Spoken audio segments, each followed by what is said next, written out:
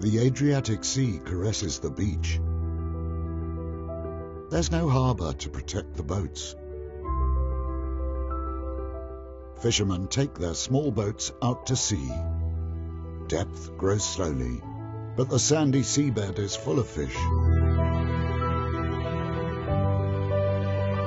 At dawn, the fishermen are back, like their fathers and grandfathers. The pace is the same as always.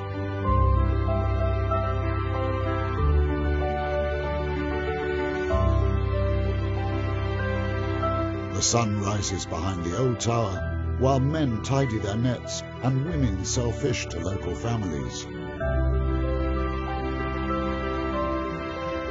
An eternal harmony, a precious balance, the ability to live in contact with nature while enjoying its fruits.